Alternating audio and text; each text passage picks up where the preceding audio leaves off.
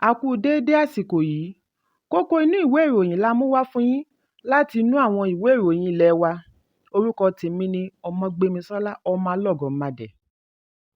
Ilé-ẹjọ́ tó ga jùlọ yóò bẹ̀rẹ̀ ìgbẹ́jọ́ lónìí lórí awuyewuye èsì ìdìbò ààrẹ tí ó kọjá bí ẹgbẹ́ òṣèlú All Progressives Congress (APC) ṣe fi èròǹgbà wọn hàn wípé dídùn lọsàn ó so. Ẹgbẹ́ òṣèlú People's Democratic Party (PDP) àti Labour Party pẹ̀lú olùdíje wọn Atiku Abubakar àti Peter Obi ni yóò pe ààrẹ Bọ́lá Tinubu lẹ́jọ́ lórí àṣeyọrí rẹ̀ nínú ìdìbò ọjọ́ 25 oṣù kejì ọdún yìí.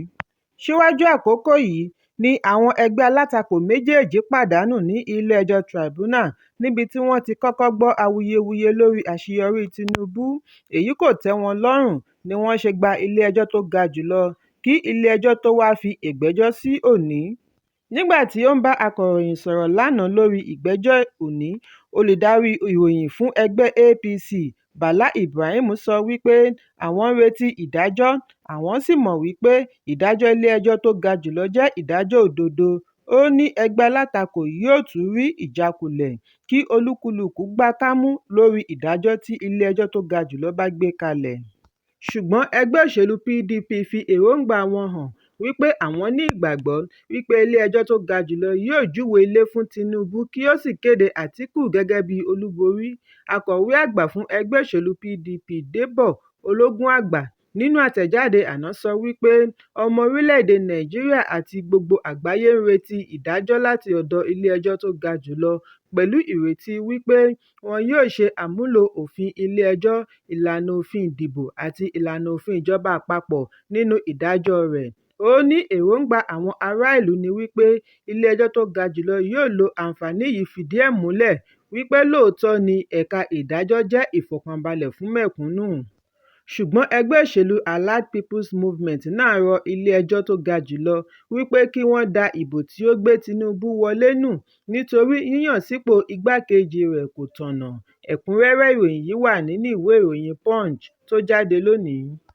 Ìjọba ìpínlẹ̀ Kogi sọ lánàá wípé àwọn kan ń gbìyànjú àti dẹ́mi gómìnà Yàyà Bello légbodò ní kété tí ó fi ìlú Àbújá sílẹ̀ bí ó ti ń lọ fún iṣẹ́ ìlú.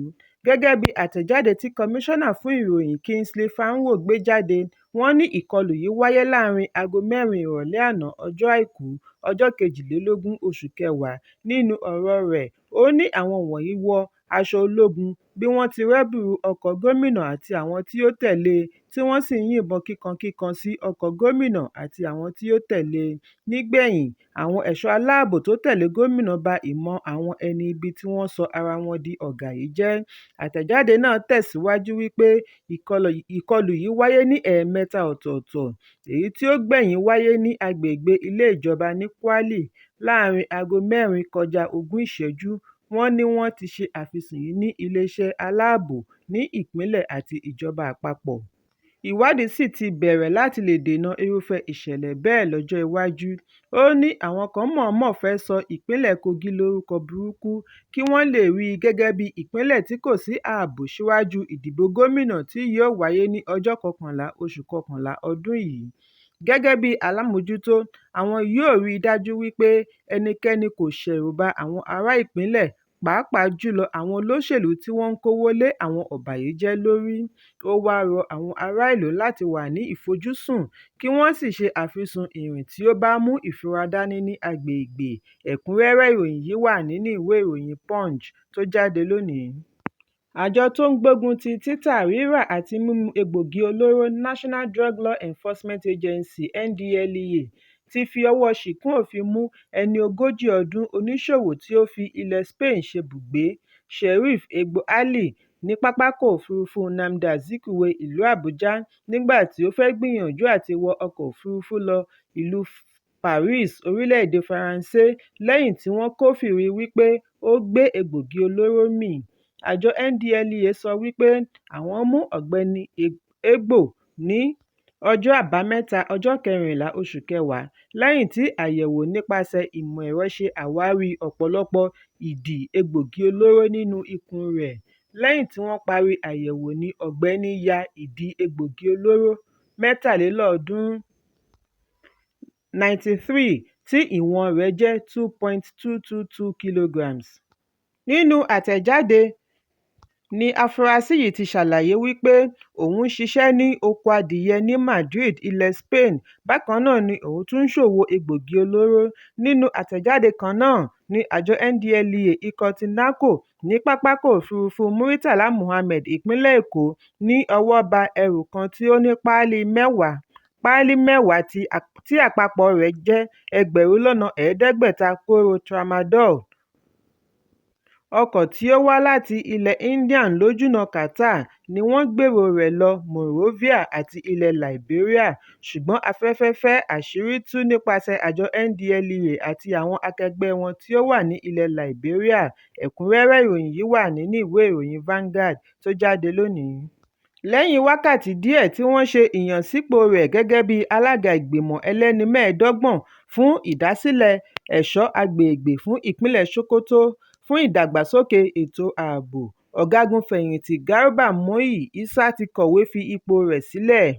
Gẹ́gẹ́ bí ìwádìí, ìkọ̀wé fipò sílẹ̀ yìí ni wọ́n ní ó ṣeé ṣe kí ó wáyé látàrí àfihàn fídíò tó gbòde kan tí ó rọ̀ mọ́ ọ̀gágun fẹ̀yìntì yìí àti àwọn adàlúrú ní ìlà oòrùn ìpínlẹ̀.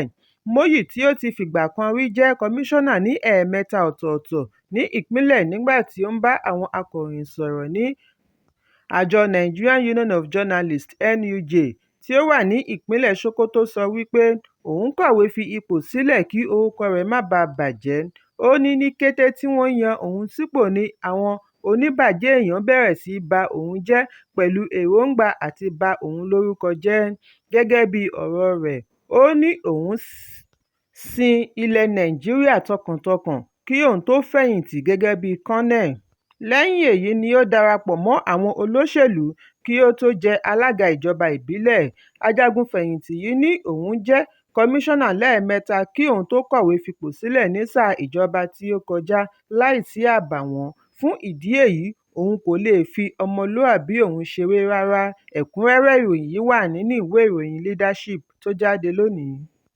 Aya igbákejì ààrẹ ìjẹta Atiku Abubakar, ìyáàfin Títí Atiku Abubakar ti kérora lórí bí àwọn ọmọ orílẹ̀-èdè ṣe kọ̀ láti gbárùkù ti òun lórí àkànṣe iṣẹ́ ìgbógunti òwò ẹrú àti ìfobìnrin-ṣòwò.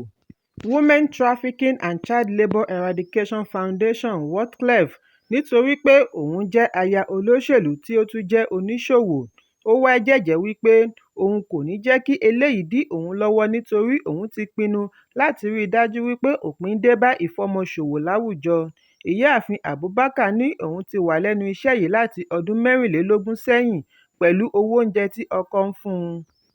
Níbi ayẹyẹ ìdálọ́lá onínúure Heart of Gold tí iléeṣẹ́ ìwé ìròyìn Champion ṣe àgbékalẹ̀ rẹ̀ ní òpin ọ̀sẹ̀ ni Títí Abubakar ti sọ ọ̀rọ̀ wọ̀nyí bí ó ṣe dúpẹ́ lọ́wọ́ Champion lórí ìdánimọ̀ tí wọ́n ṣe fún ìgbìyànjú rẹ̀ lórí àwọn obìnrin àti ọmọdé láwùjọ. Ó ní láti ìgbà tí òun ti ń ṣe iṣẹ́ yìí, ẹnikẹ́ni kò pé òun rí. Ìdí nìyí tí òun fi sọ lọ́kàn ara òun wípé òun ń ṣiṣẹ́ f'Ọlọ́run, èrè òun sì ń bẹ lọ́run. Ó ṣe ìrántí ọjọ́ tí ó polongo sórí ìwé ìròyìn wípé àwọn ọmọ tí òun tọ́jú kìí ṣe ọmọ òun kí wọ́n ran òun lọ́wọ́. Lẹ́yìn èyí, ó ní ẹnikẹ́ni kò fi kọ́bọ̀ ránṣẹ́. Gẹ́gẹ́ bí ọ̀rọ̀ rẹ̀, ó ní wọ́n sọ wípé ṣebí ìyàwó Àtíkù ni òun. Bẹ́ẹ̀, ọ̀tọ̀ ni láti jẹ́ ìyàwó Àtíkù, ọ̀tọ̀ ni ìfẹ́ tí òun ní sí iṣẹ́ yìí. Ó ní òun á máa bọ́ àwọn ọmọ wọ̀nyí pẹ̀lú oúnjẹ ìjọba nígbà tí òun ṣì wà ní ilé agbára ìlú Àbújá. Bẹ́ẹ̀ lòun tún tẹ̀síwájú lẹ́yìn tí àwọn kúrò ní ilé agbára. Ẹ̀kúnrẹ́rẹ́ ìròyìn yìí wà nínú ìwé ìròyìn Vanguard tó jáde lónìí. Iye àwọn adájọ́ fún ilé-ẹjọ́ tó ga jùlọ ti dínkù sí 10 báyìí, ṣùgbọ́n a gbọ́ wípé ó ṣeé ṣe kí wọ́n wọ 21 kí oṣù tó ń bọ̀ tó parí. Ìwádìí jẹ́ kó di mímọ̀ wípé ìgbésẹ̀ ti ń lọ lọ́wọ́ láti tètè yan adájọ́ 11 sí i, bí ó tilẹ̀ jẹ́ wípé adájọ́ 11 ni ó wà nílẹ̀. Èyí yóò dínkù sí 10 ní ọjọ́ Ẹtì tí ó ń bọ̀ nígbà tí adájọ́ Musa Datijo Mohammed bá fẹ̀yìntì. Nínú oṣù kẹfà ni adájọ́ àgbà Olúkáyọ̀dé Ariwoola ṣe àfihàn ìgbésẹ̀ tuntun láti yan adájọ́ 11 bí ó ṣe kàn sí àjọ àwọn agbẹjọ́rò. olórí ilé-ẹjọ́ àti àwọn adájọ́ ilé-ẹjọ́ gíga kí wọ́n fa àwọn èèyàn wọn kalẹ̀ fún ìyànsípò. Ní báyìí, adájọ́ àgbà ń retí àṣekágbá àyẹ̀wò kí wọ́n sì fi orúkọ àwọn tí ó pegedé ránṣẹ́ láti ẹ̀ka ìdájọ́ ìjọba àpapọ̀ Federal Judicial Service Commission (FJSC). Nínú àtẹ̀jáde àná ọjọ́ Àìkú ni adarí ìròyìn fún ilé-ẹjọ́ tó ga jùlọ Dókítà Festus Akande ti sọ wípé wọ́n ti fi ètò ìdágbére adájọ́ Mohammed sí ọjọ́ Ẹtì ọ̀sẹ̀ yìí. Ẹ̀kúnrẹ́rẹ́ ìròyìn yìí wà nínú ìwé ìròyìn The Nation tó jáde lónìí. Ìwádìí jẹ́ kó di mímọ̀ wípé oṣù kẹsàn-án ọdún yìí tí wọ́n kéde fún ìbẹ̀rẹ̀ owó yíyá fún àwọn akẹ́kọ̀ọ́ iléèwé gíga ti fẹ́ tẹnubẹ́po láìsí ojúnà lórí ẹ̀rọ fún àwọn akẹ́kọ̀ọ́ láti bẹ̀rẹ̀ ìforúkọsílẹ̀. Ọjọ́ 14 oṣù kẹfà ọdún yìí ni ìjọba àpapọ̀ ṣe ìkéde wípé àwọn ti bẹ̀rẹ̀ ìgbésẹ̀ lórí gbogbo ohun tí ó nílò fún ààyè owó yíyá láti bẹ̀rẹ̀ ní oṣù kẹsàn-án àti ìkẹwàá ọdún yìí.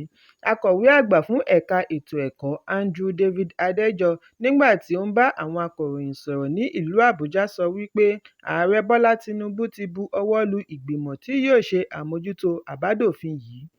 Ṣùgbọ́n pẹ̀lú ọjọ́ péréte tí ó kù láìsí àpẹẹrẹ, àwọn akẹ́kọ̀ọ́ káàkiri orílẹ̀-èdè ń fúngun mọ́ ìjọba àpapọ̀ kí wọ́n tètè ṣí ojúnà portal lórí ẹ̀rọ ayélujára tí yóò fún wọn ní àǹfààní ìforúkọsílẹ̀. Aṣojú-ṣòfin fún ilé-ìgbìmọ̀ ẹlẹ́ẹ̀kẹsàn-án Fẹ́mi Gbàjàbíàmílà ni ó dá àbá tí kò ní èlé lórí fún àwọn akẹ́kọ̀ọ́ láti ọ̀dọ̀ àjọ alámòójútó owó ìkẹ́kọ̀ọ́ Nigerian Education Loan Fund. Nínú ìfọ̀rọ̀wánilẹ́nuwò pẹ̀lú akọ̀ròyìn ní àjọ akẹ́kọ̀ọ́ National Association of Nigerian Students (NANS) ti fìdí ẹ̀ múlẹ̀ wípé wọn kò tíì ṣí ojúnà ẹ̀yáwó títí di àsìkò ìkóròyìn yìí jọ. Alámòójútó NANS fún ẹkùn kẹta Comrade Anzaku Shedrack ní àwọn kò tíì gbọ́ ohunkóhun lẹ́yìn ìkéde àkọ́kọ́ fún gbèdéke. Akẹ́kọ̀ọ́ kan láti iléèwé gíga Àbújá Uge Benjamin wá rọ ìjọba kí wọ́n mú ìlérí wọn ṣẹ nípa pípèsè ọ̀nà fún ètò owó yíyá kí ọdún yìí tó parí. Ẹ̀kúnrẹ́rẹ́ ìròyìn yìí wà nínú ìwé ìròyìn Leadership tó jáde lónìí. Ìlúmọ̀ọ́ká òṣèré ilẹ̀ Nàìjíríà Richard Mofe-Damijo tí gbogbo ènìyàn mọ̀ sí RMD ti sọ ìdí tí kìí fi farahàn nílé-ẹjọ́ pẹ̀lú wípé ó jẹ́ agbẹjọ́rò. Nínú ìfọ̀rọ̀wánilẹ́nuwò pẹ̀lú Cable Lifestyle ni RMD ti sọ èyí nígbà tí ó ń yànnàná ìrìnàjò rẹ̀ sí iṣẹ́ eré. Gẹ́gẹ́ bí ọ̀rọ̀ òṣèré ẹni ọdún